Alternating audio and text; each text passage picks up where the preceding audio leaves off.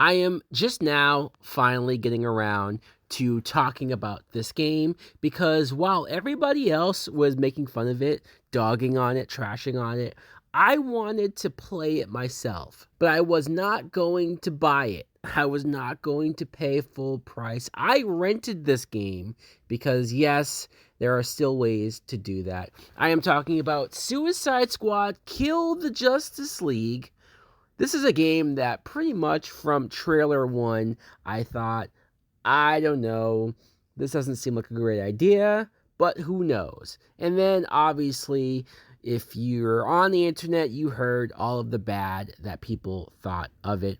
But let's think of the idea. The idea itself to make a Suicide Squad game, I don't think the idea is bad.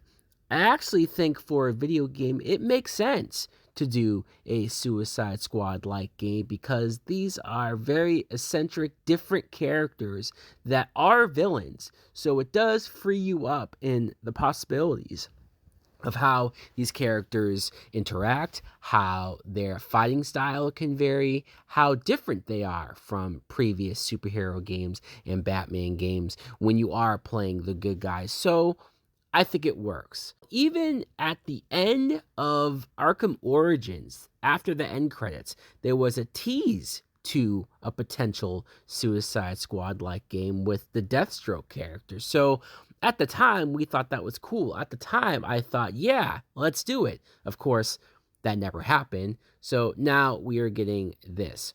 The other thing, though, that I think really set this game back, probably the biggest downfall of this game from day one, was setting this in the Arkham universe. The Arkham series of games are some of the best games, period. Not just superhero games, not just Batman games. Before the Arkham games, were there really a whole lot of good Batman games? There might have been ones that were okay or decent for its time.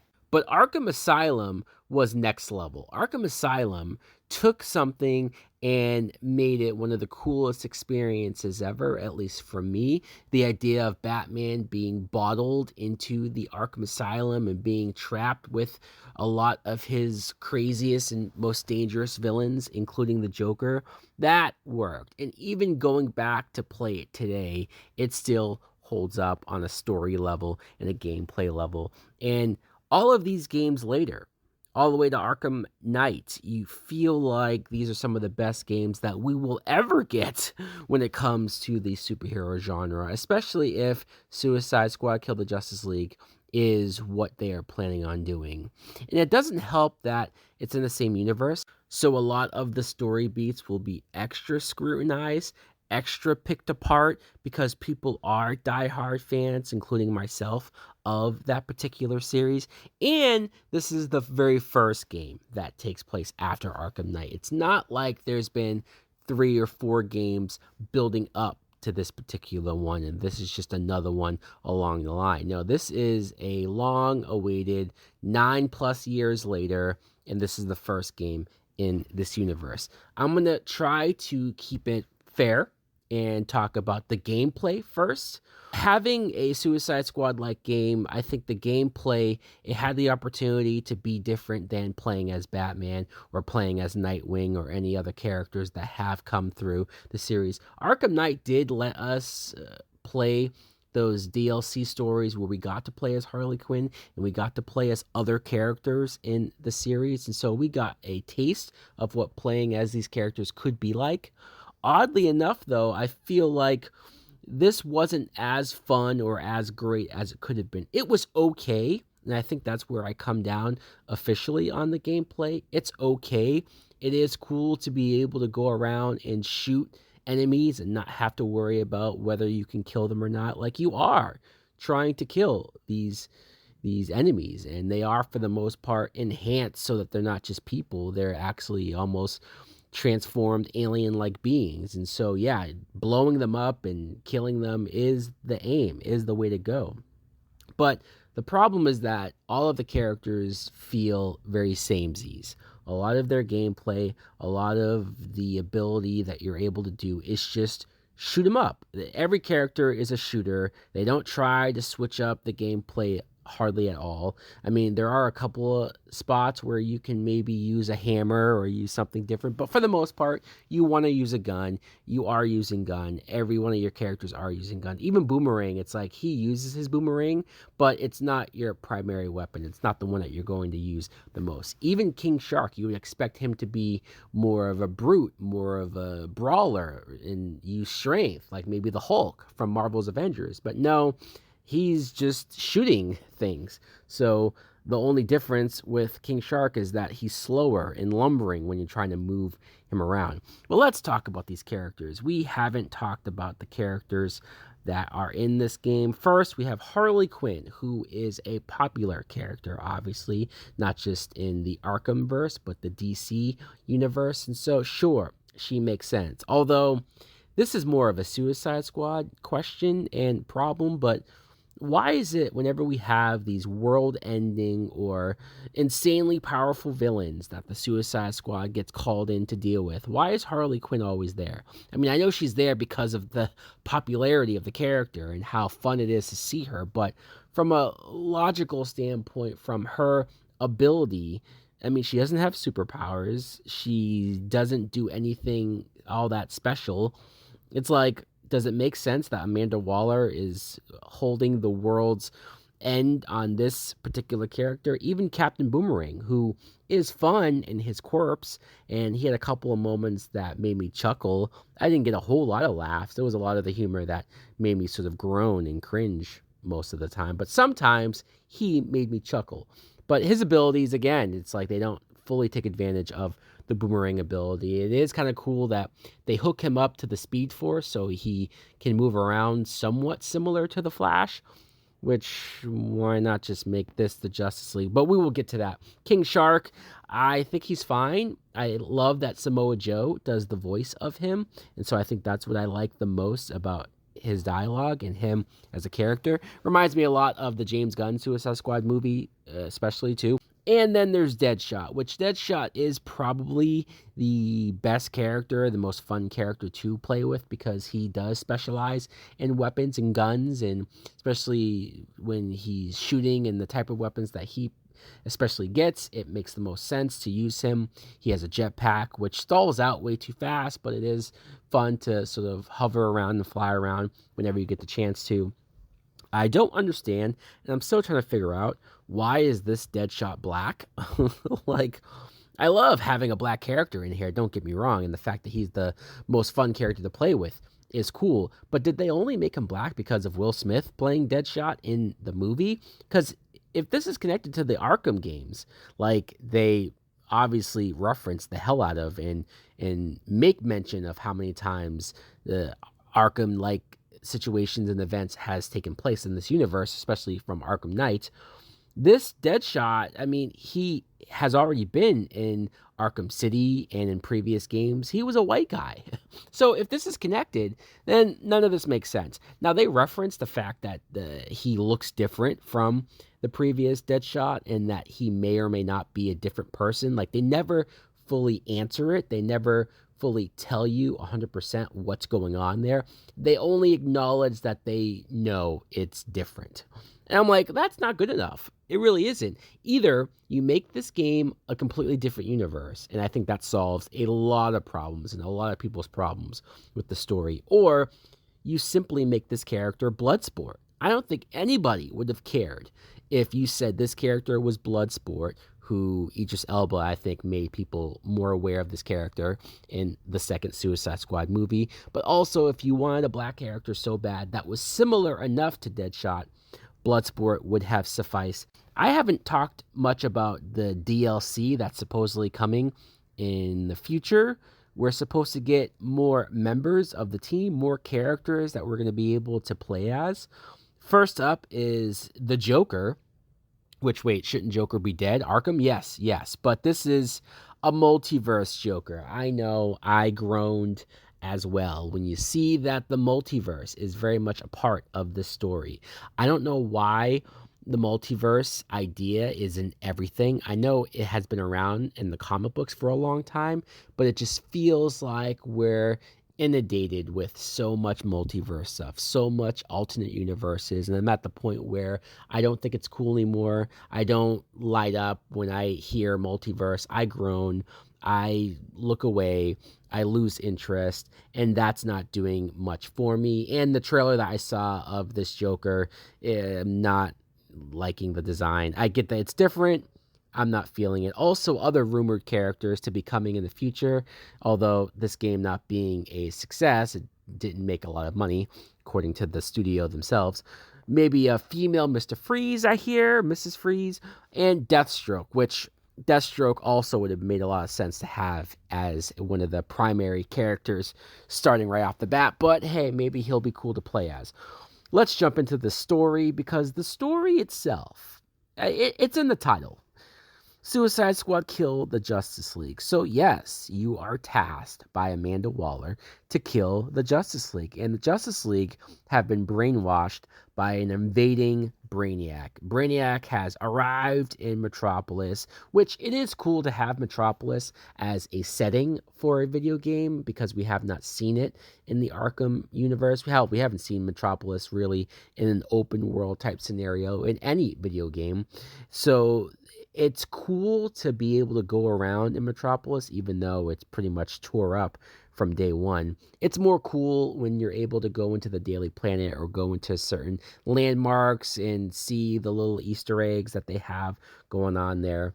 Actually killing off the Justice League, though, like, they don't hold back, they don't pull back. There's no misdirect of like, oh no, we actually capture the Justice League, we actually save them or unbrainwash them. No, you kill each and every member of the Justice League. And so I guess I should say, well, they had balls.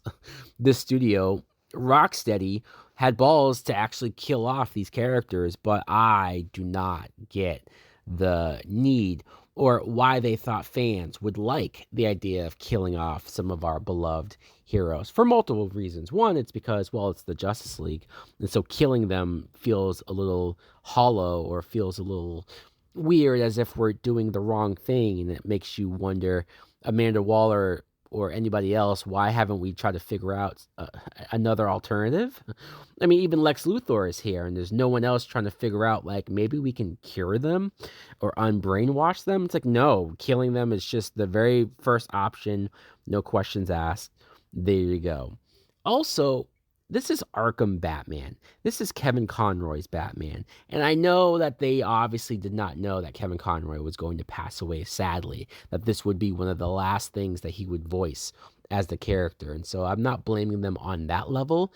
Even if Conroy was still alive, I would say that killing off Arkham Batman in this way is not what I would do with the character, and I don't get why they would think fans of this series, fans of the Arkham franchise, the universe, the long 4 games, including Origins, have played out where you play this character. And we've seen Arkham Batman go through having to fight the Scarecrow's fear toxins, having to fight the Joker trying to mentally take over his head and take over his body. Batman's been able to fight through all of that, and he's fought the poison from Arkham City. Like, he's survived everything, whether it's mental or physical. And so to see him just be brainwashed like any other character and never get the chance to fight it, never get the chance to break free of it, and never get the chance that if you are going to kill this character, which again I wouldn't do, but if you are going to kill off Arkham Batman, give him the same similar sort of death that you gave Wonder Woman. At least Wonder Woman in this game is badass, is cool. I admit I would have loved to have played as her, and she does get an honorable death. Pretty wild having Harley Quinn shoot this guy in the head. I mean, I don't get the decision. I don't get the people who are greenlighting these type of ideas and just going along with it. And no one said, hey guys, maybe we shouldn't do this.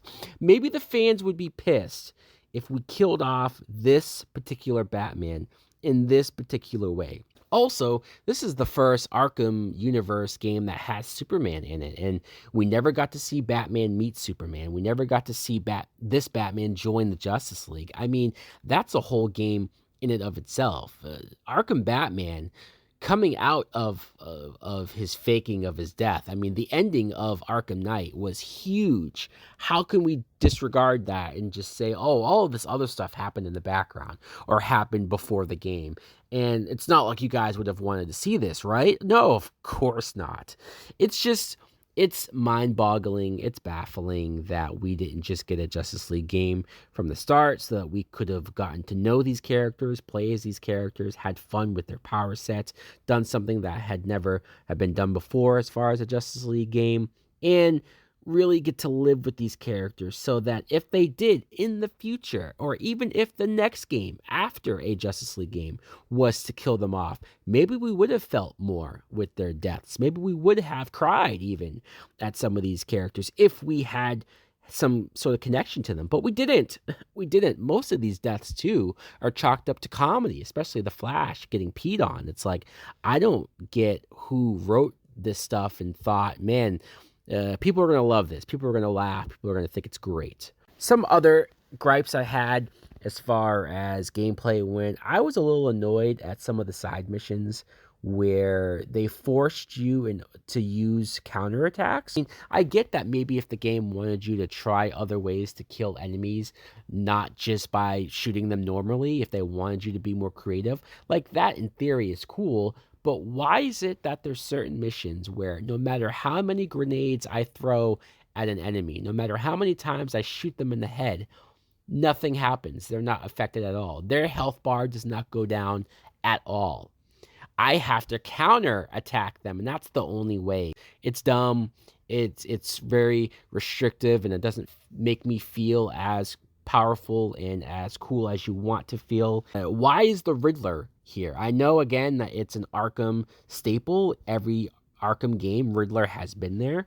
But this is Metropolis. Why is Riddler even in Metropolis or around Metropolis? Or why he would care to want to out-riddle the Suicide Squad? It doesn't give him the same satisfaction as it does Batman. It's not the same dynamic. It's not the same interaction that I really want to see. You could have gotten a Superman-based villain from Metropolis and had him be more. Or Lex Luthor. I mean, I know Lex is more worked into the story and sort of helps you out along the way, but if you didn't do that with him, and if you had Lex have side missions, maybe that would have made a lot more sense. Oh, and I should mention this as well. I could not believe, after all of the build-up, after the 8 to 10 hours that I did playing this game and getting through it, there you get to the end, finally the end mission. It's not killing Superman. You do that and you sort of move on. It's facing Brainiac. But you face Brainiac and you find out that there are 13 Brainiacs across the multiverse. Again, roll my eyes. And you find out that, I guess this is all a part of the future DLC. You're going to have to kill Brainiac 13 different times in 13 different boss battles. And who knows? In theory, maybe that could have been cool. Maybe that could have made sense, especially to get you players to come back and play as different characters in order to try to kill him in different ways. But when you get to the first Brainiac battle, it's the same exact mechanics, the same exact boss battle that you had with the Flash earlier in the game. And so this is recycled. Every Brainiac battle, I can assume, will be a recycled boss battle from one of the previous Justice League members. That's wild. That's weird to me. They couldn't even venture to get more creative when it came to facing Brainiac, the guy that was behind all of this. It's just rinse and repeat the Flash boss battle all over again. I couldn't believe that. The boss battle with Batman, I did enjoy probably the most because it was creative. There was a little quick mission earlier in the game where you go through the museum and Batman turns the lights out, and it's the first time we get to be in the criminal's point of view when Batman is doing his usual Arkham style of taking out the criminals, having the gel bombs on the ground and in the shadows scaring you, and it was cool to be on the opposite end of that. And then later on, when you face Batman in one of his caves and he uses the nightmare gas that I guess he started using after Arkham Knight, like, On paper, I love that. It does continue on from that, and you get a little bit of what that was like for Batman to use this method going forward. I could talk more about how crazy it is that this is Rocksteady. It's not like this is Montreal Warner Brothers that did the Gotham Knights game, for example, and everybody crapped on that because it was nowhere near as good as Arkham. And now when you see Rocksteady themselves couldn't make a game that was anywhere close to the greatness that was Arkham, you can clearly see that something has happened here. And when you read up that the original team, the original crew that did the Arkham games left due to creative differences, you can see why. There's no way that that original team would see this idea, would hear this pitch, and just happily go along with it. No, they would have issues just like the fans probably have. And I know I'm already beating up on this game a ton, but because I rented this game, I was playing it for about 2 days before it got this disastrous bug that broke the game. I mean, completely broke the game. And I know that games go through this. There are certain games, especially nowadays, given how much goes into it, that do have bugs, that do have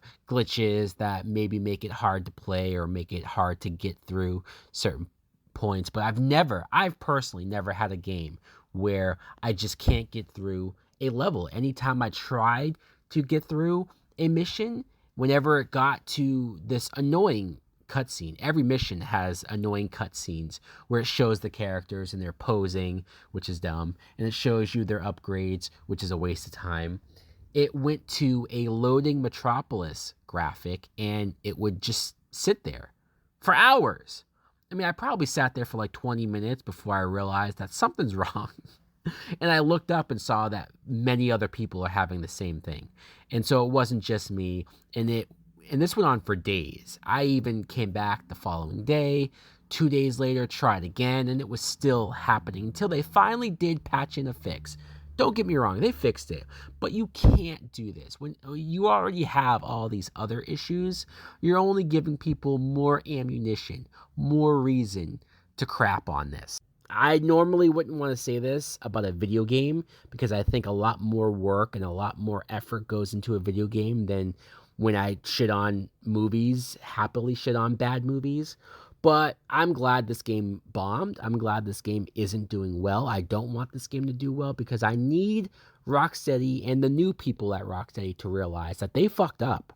And believe me, they know that they fucked up on a massive, massive level. As much crap as Marvel's Avengers got, even I made a video talking about Marvel's Avengers and how that failed. At least that game let us play as the Avengers. If nothing else, if you guys thought the story sucked, if you guys were unimpressed with the gameplay, or if you guys hated the fact that it was live service, at least that game gave us the Avengers. And with that being said, I haven't even talked about the fact that this is live service. Live service is the worst. I mean, maybe there will come a day where there will be a game that uses live service and actually uses it in a way that makes sense to me and makes sense in a way where I like it and I endorse it in the future and say that, okay, do it this way going forward. But as of right now, it just seems like a cheap cash grab. It doesn't seem like the customers, the gamers, the consumers benefit at all from this. We're just spending more and more of our money that we already pay full price for the game. So to ask us for more to get the stuff that they think is cool, it's rough. And when you see what this game currently is offering for extra money, it's really just skins and nothing that I think helps make this game any better. What a waste. What an absolute waste. So guys, let me know in the comments below if you've played Suicide Squad Kill the Justice League. What do you think of it? Do you hate it as well? Thanks for watching. Like, comment, subscribe. Later.